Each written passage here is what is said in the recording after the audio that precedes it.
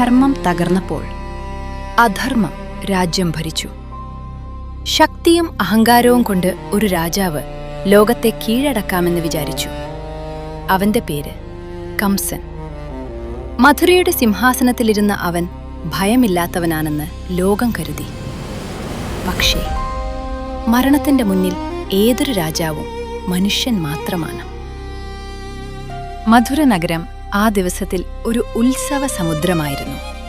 വീഥികൾ മുഴുവൻ പൂക്കളാൽ അലങ്കരിക്കപ്പെട്ടിരുന്നു.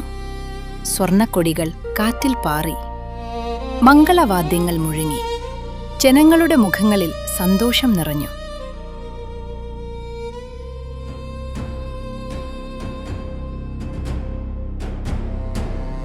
യദുകുലത്തിലെ ധീരനും ധാർമ്മികനുമായ വസുദേവനുമായി രാജകുമാരി ദേവകിയുടെ വിവാഹമായിരുന്നു.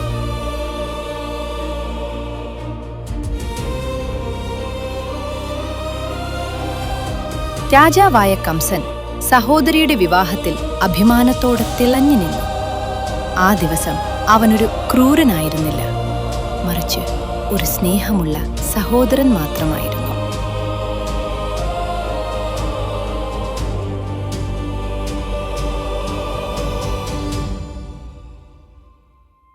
വിവാഹ ചടങ്ങുകൾ ഭംഗിയായി അവസാനിച്ചു. ആഘോഷത്തിന്റെ ആവേശം ഇപ്പോഴും മധുരയുടെ വായുവിൽ നിറഞ്ഞു നിന്നു. പൂക്കൾ വിതറിയ വഴികളിലൂടെ സ്വർണരഥം മുന്നോട്ടു നീങ്ങി. സഹോദരിയോടുള്ള അതിയായ സ്നേഹത്തോടെ രാജാവായ കംസൻ തന്നെ രഥമോടിച്ചു. ദേവകി ശാന്തമായിരുന്നു. അവളുടെ മുഖത്ത് പുതുജീവിതത്തിന്റെ പ്രതീക്ഷ. വീഥികളുടെ ഇരുവശവും ജനങ്ങൾ നിറഞ്ഞു. ദേവകിക്ക് ആശംസകൾ എന്ന വിളികൾ മുഴങ്ങി. പക്ഷേ അറിയാതെ തന്നെ ആ രഥയാത്ര ചരിത്രത്തിലെ ഏറ്റവും വലിയ സംഭവത്തിന്റെ തുടക്കമാകുകയായിരുന്നു. പെട്ടെന്ന് ആകാശം മങ്ങിത്തുടങ്ങി. സൂര്യന്റെ പ്രകാശം മങ്ങി. കാറ്റ് ശക്തമായി വീശി. മിന്നലാകാശം കീറിപ്പിളർന്നു. ഭൂമി നേരിയ വിറയലോടെ നടുങ്ങി. അപ്പോൾ ആകാശം ഒട്ടാകെ മുഴങ്ങുന്ന ഗംഭീര ശബ്ദം.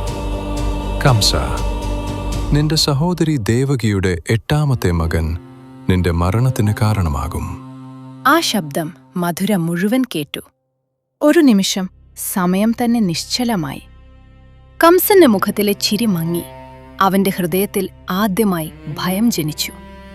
ഭയം മനുഷ്യനെ മാറ്റുന്നു. കംസൻ വാൾ പുറത്തെടുത്തു. ദേവകിയുടെ കഴുത്തിലേക്കുയർത്തി. സഹോദരന്റെ സ്നേഹം ഒരു നിമിഷത്തിൽ ശത്രുത അഥവാ ഭയമായി മാറി. അപ്പോൾ വസുദേവൻ മുന്നോട്ടു വന്നു. അവൻ ശാന്തമായി പറഞ്ഞു,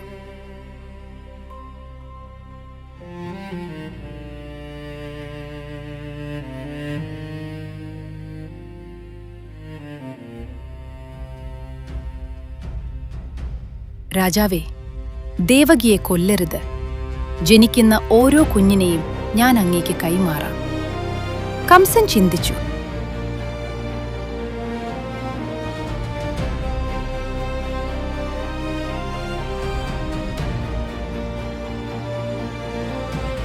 ദേവകിയെ കൊല്ലുന്നത് ഉടൻ പ്രശ്നം തീർക്കും.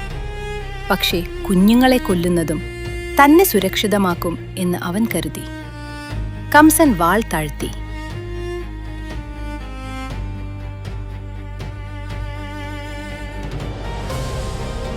എന്നിട്ട് ഉത്തരവിട്ടു, ഇരുവരെയും തടവറയിൽ അടയ്ക്കുക. ഇന്നലെ വരെ രാജകുമാരിയായിരുന്ന ദേവകി ഇപ്പോൾ ഇരുണ്ട തടവറയിൽ. വിവാഹാഭരണങ്ങൾ മാറ്റി കൈകളിൽ ചങ്ങലകൾ. ചുറ്റും തണുത്ത മതിലുകൾ. ഇരുട്ടും നിശബ്ദതയും.